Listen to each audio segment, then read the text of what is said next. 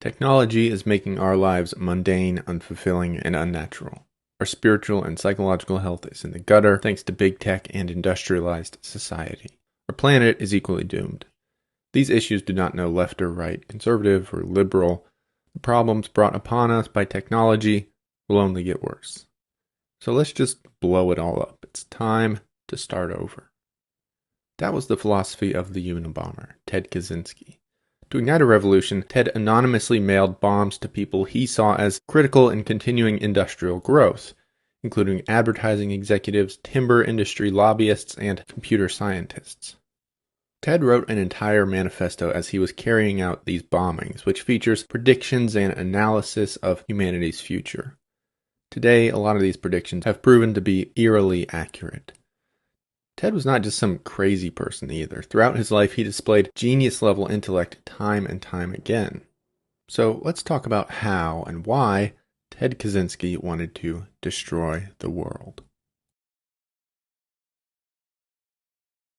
Throughout his whole life, Ted Kaczynski was incredibly intelligent. He skipped the 6th and 11th grades. He graduated high school at age 15 and began college at Harvard at 16. At 20, he graduated with a bachelor's in economics. But this is kind of when Ted's life started to fall apart. At Harvard, Ted participated in a study about mind control techniques. You see, in this study, participants were told they would write personal essays about their aspirations and dreams and then debate philosophy with other students. But in reality, the essays were given to an anonymous person who would use them to verbally abuse their respective authors. The students' brains were monitored as, once a week, they received intensely personal verbal attacks about their hopes and dreams. This experiment lasted 3 years. Ted later said it had no impact on the trajectory of his life. Given his intelligence, I could be inclined to believe him, but who really knows? In 1966, Kaczynski was having fantasies about becoming a woman and decided to undergo a gender transition. Ted made an appointment to discuss this idea with a psychiatrist, but changed his mind in the waiting room.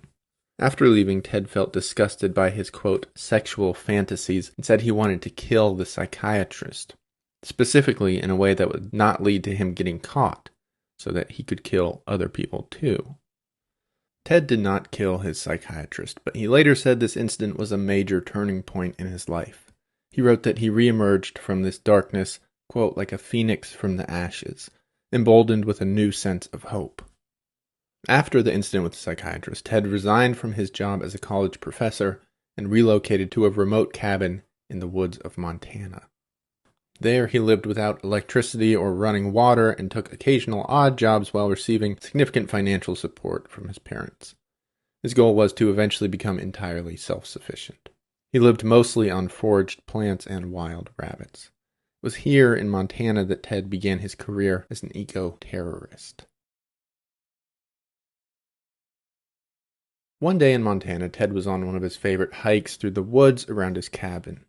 When he arrived at his destination, a rocky ridge near a waterfall, a road had been built right through it. Ted would later describe this moment. You just can't imagine how upset I was. It was from that point on that I decided rather than trying to acquire further wilderness skills, I would work on getting back at the system. Revenge. Indeed, Ted made true on his word. On one occasion, someone built a vacation home within a mile of his cabin. Ted broke into the house and vandalized it. He also destroyed snowmobiles and motorcycles that the home's owners had been riding through the woods. On numerous occasions, Ted sabotaged technology that he saw as invading the natural area. He caught a bulldozer on fire. He put sugar in the tanks of snowmobiles. Ted demolished the truck of a construction worker that he saw in the woods. Still, though, this was small time compared to his now famous bombings.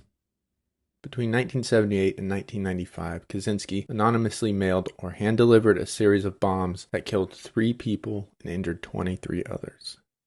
Ted sent bombs to people he saw as foot soldiers for industrial growth. In 1979, the FBI assembled a task force of 150 investigators for the Unabomb case, which was codenamed for the university and airline bombing targets. These efforts proved to be almost entirely pointless. In about 2 decades, the FBI made virtually no progress on identifying their so-called Unabomber. See, as Ted sent his bombs, he took great care to avoid leaving any evidence. He often included intentionally misleading clues in the packages.